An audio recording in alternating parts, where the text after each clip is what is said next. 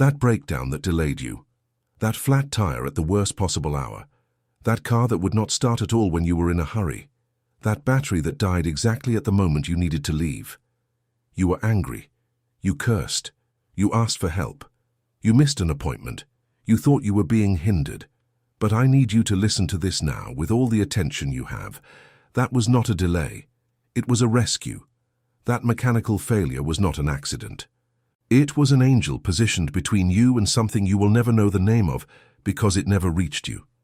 Today, I will prove to you, with real data, with the scriptures, and with a spiritual logic that will forever change the way you view every setback, that what seemed to be the worst moment of your day was, in reality, the most precise and most loving intervention God could have made for your life. And when you fully understand this, you will stop complaining about the breakdown. You will start to give thanks for it. You need to hear me regarding what happens on Brazilian roads. Brazil is one of the most lethal countries in the world in terms of traffic. According to the latest survey by the National Observatory of Road Safety, more than 33,000 people die per year in traffic accidents in the country. That is more than 90 deaths per day, more than 3 per hour. While you are watching this video, someone has died on a Brazilian road. And among the people who did not die, among those who arrived home, kissed their children, had dinner normally, and slept without knowing what almost happened, there is a significant percentage who, if they had not been delayed by something apparently inopportune, would be in a statistic that family members weep over to this day. The flat tire made you leave 20 minutes after the scheduled time. The stretch you would have traveled 20 minutes earlier was exactly where a truck crossed the lane. You will never know. But the angel who punctured your tire knows. Before going deeper, I need to ask you a question. Have you ever experienced any of these situations? The car that would not start at all on a morning when you were in a hurry and became angry, and then, hours later, you learned of a serious accident exactly on the route you would have traveled. The absurd traffic jam that trapped you for 40 minutes on a stretch that normally takes 5. And when you reached your destination, you discovered that just before your original time, something had happened that you do not even want to imagine. The service that the mechanic said was not urgent, but you decided to do that day. And in the middle of the service, he found a problem with the brake that, if it had manifested on a descent at 80 kilometers per hour, would have been a completely different story. If you are over 35 years old and have accumulated enough life experience on Brazilian roads, whether as a driver or a passenger, it is very likely that you have at least one of these memories. A moment when the inexplicable delay, the inopportune mechanical problem, or the forced detour saved you from something you did not see, but that was real. And what do most people do with this memory? They keep it as a curiosity, as a coincidence, as how lucky I was to be late. And they move on without understanding what really happened. Today I am going to change that. Let us start with the layer that no one connects to this theme, and that will leave you without an argument for coincidence. Cognitive psychology has a concept called a near miss. Researchers at the University of Michigan who study decision-making in risky situations have documented that the human brain processes a near miss very differently from other types of experiences. When a person goes through a near miss, when something serious almost happened but did not, the brain's surveillance system is activated with much greater intensity than in situations of complete danger. And there is a profound biological reason for this. The brain is trying to extract learning from an experience that was incomplete. It is trying to understand what almost happened so that it can prevent a repetition. But what researchers also discovered is that most people severely underestimate the near miss when it was not consciously perceived. When you do not know that you almost died, you do not process the almost as almost. You process it as nothing, as a normal day, as just another car problem. And it is exactly here that the spiritual dimension enters with a precision that science does not yet have the instruments to measure. Because there are near misses that you perceived, the truck that passed close to your car and made your heart stop for 2 seconds, and there are near misses that you never saw, those that were intercepted even before reaching the level of your perception, those that were diverted in the spiritual realm before manifesting in the physical realm. And these are possibly the most frequent and the most invisible, and those that most require a level of faith to be recognized. Psalm 91 is the most complete chapter of the Bible regarding divine protection, and there is a specific passage in it that speaks directly about this. Verses 11 and 12, "For he shall give his angels charge over thee, to keep thee in all thy ways. They shall bear thee up in their hands, lest thou dash thy foot against a stone." The stone can be literal, it can be metaphorical, but in the context of one who is traveling paths, and the biblical context of path includes roads, trajectories, physical routes, the promise is of an active, manual, interventionist God. Angels who sustain, who interfere, who act in the physical realm to ensure that the protected one's course is not interrupted by what was planned against them. It is not a coincidence that Psalm 91 uses the word ways in the plural. It is not a single protected way. It is all ways. Every route you travel, every road you cross, every time you get into your car and head toward the unknown, which is every time, because no trip has a human guarantee of arrival. And the protection promised in these ways is not a passive protection that waits for danger to manifest and then reacts. It is a preventive protection. That acts before, that intercepts before, that positions the mechanical obstacle before the physical danger has the chance to materialize. And it is here that I need to make the connection that will change everything for you. The mechanical breakdown as an instrument of divine protection is not a new concept. It is a pattern that runs through the entire biblical narrative in different forms, and when you learn to recognize it, you begin to see it everywhere. The principle is consistent. God frequently uses what seems to be a problem to create protection. He uses what seems to be a delay to avoid arrival at the wrong time. He uses what seems to be setbacks to intercept destinations that should be cancelled. Think of the story of the prophet Elijah. Exhausted, fleeing from Queen Jezebel, he lies down under a tree and asks to die. And what happens?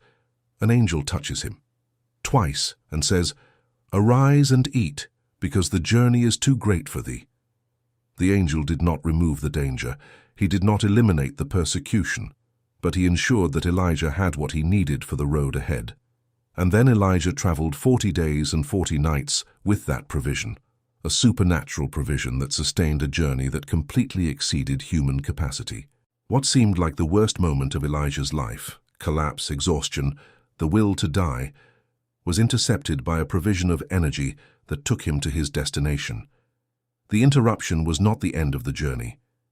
It was the preparation for it. Think also of the story of Balaam, the mercenary prophet who was hired to curse Israel. On the way, his donkey stopped 3 times.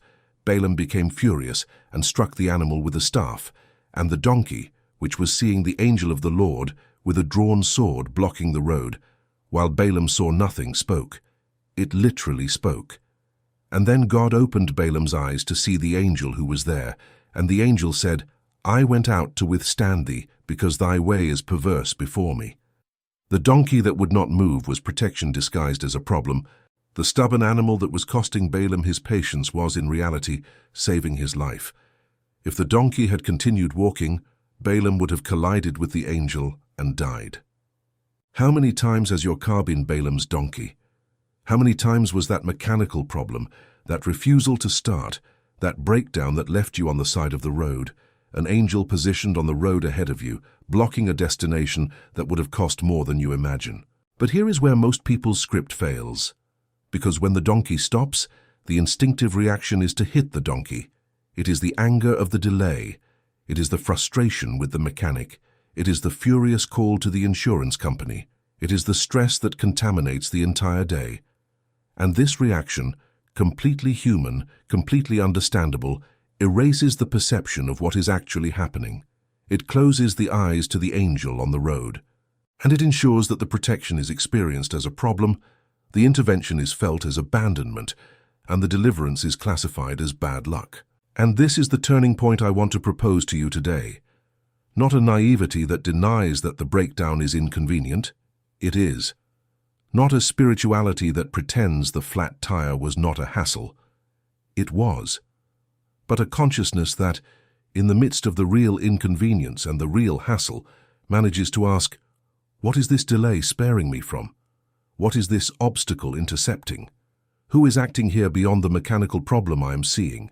This This single question, asked with genuine faith in the middle of the circumstance, is what separates those who live complaining about life's annoyances from those who live connected to the deeper dimension of protection that God operates.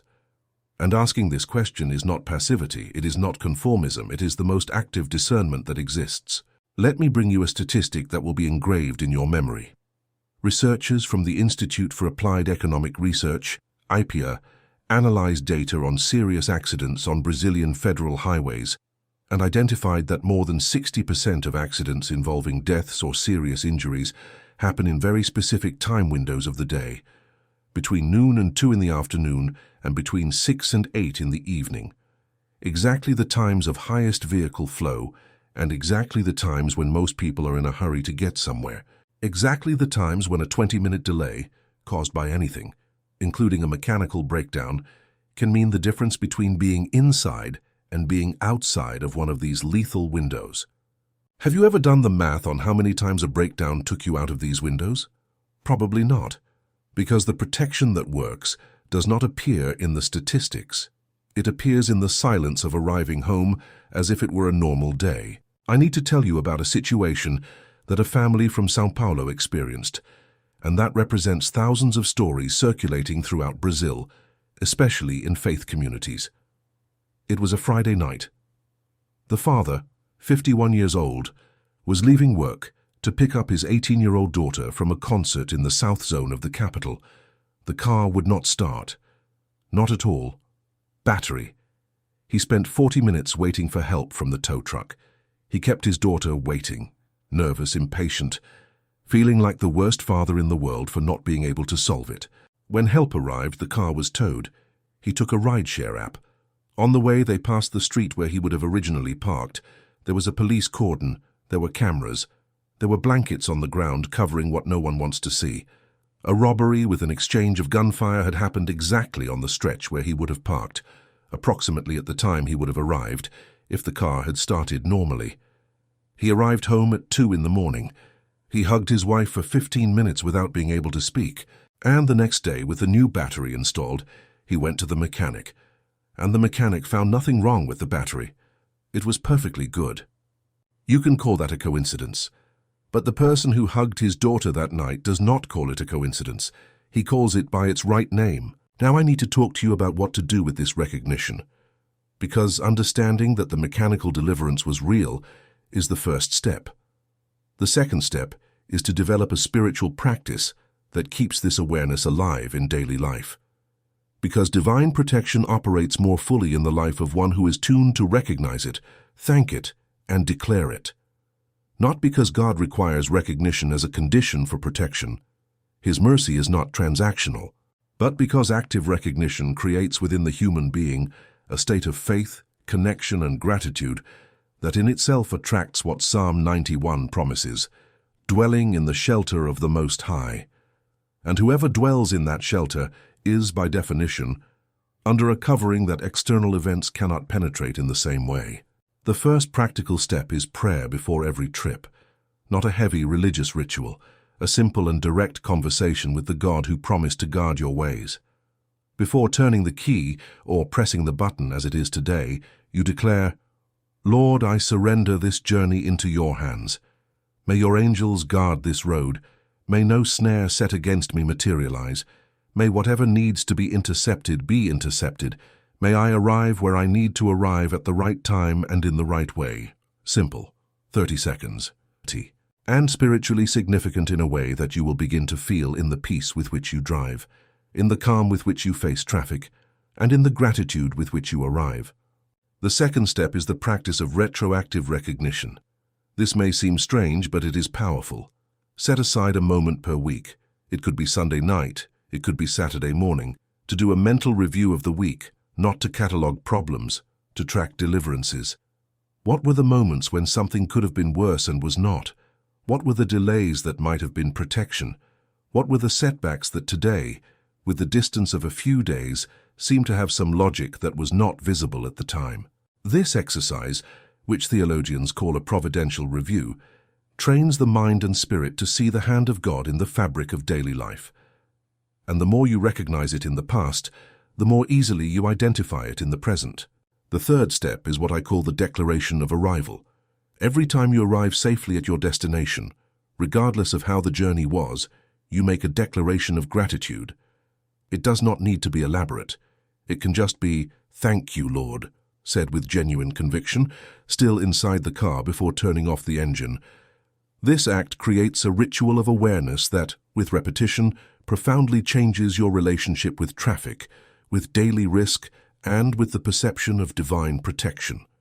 Because when gratitude becomes a reflex, the awareness of protection becomes constant. And constant awareness of protection is the soil where the deepest faith grows. The fourth step is the management of haste. This is the most practical of all, and the one that saves the most lives.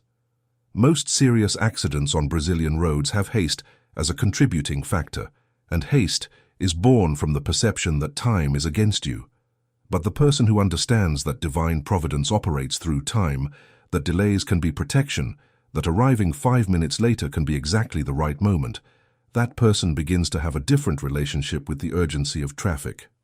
Not a careless slowness, a conscious calm, a willingness to leave earlier and travel with more margin. To not create conditions where the only way out is risk. Because Balaam's donkey can stop you in gentle ways, a breakdown, a traffic jam, a red light.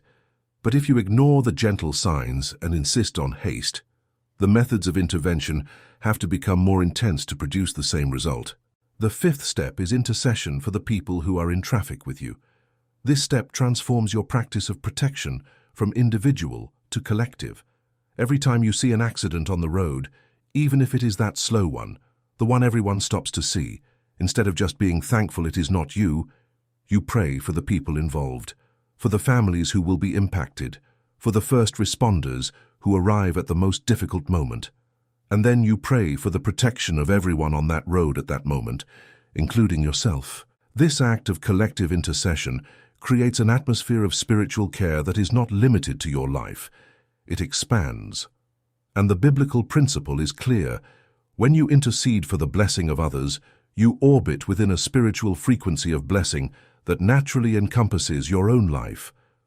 I need to talk about something that is perhaps the most challenging part of this entire content, because up to here, we have talked about the deliverances that happened and that you recognized, or that you are learning to recognize now.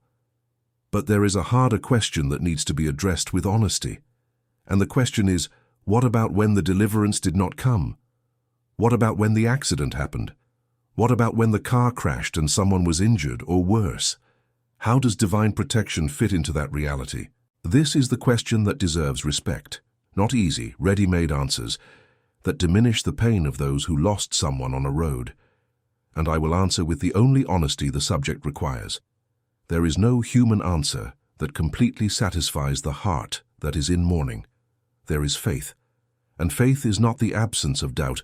It is the decision to continue trusting even when questions have no answer within human time.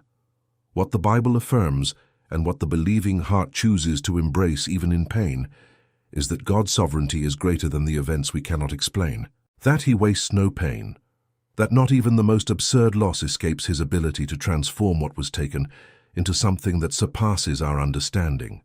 This is not a satisfactory answer for grief.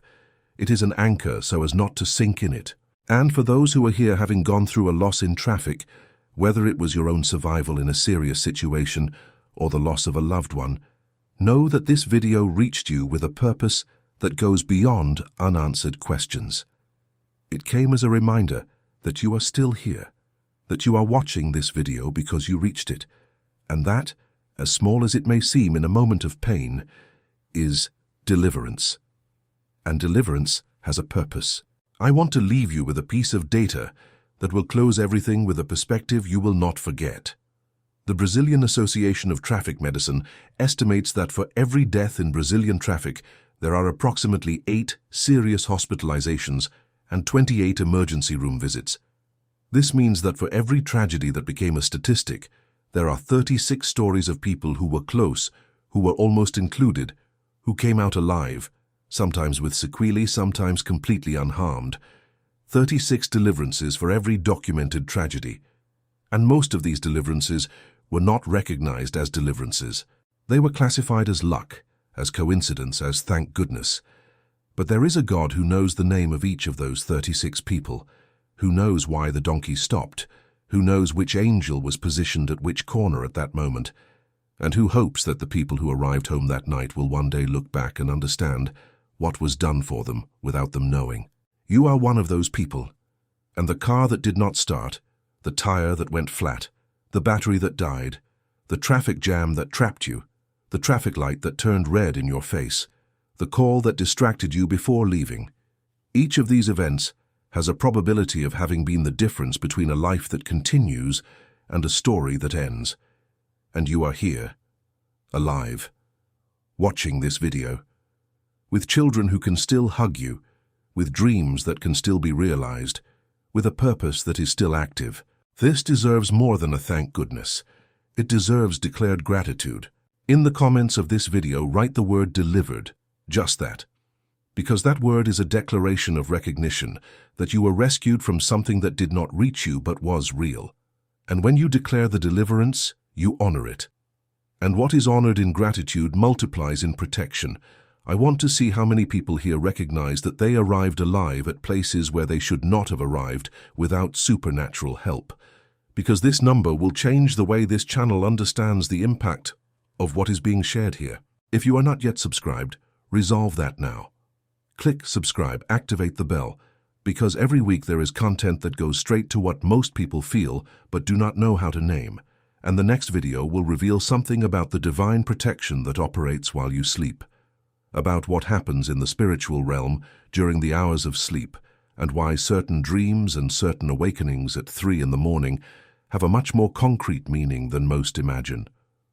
Do not miss it. Before closing, I want you to make this declaration out loud, preferably inside your car before your next trip. Lord, I recognize that I did not get this far by my skill as a driver, nor by the quality of my car.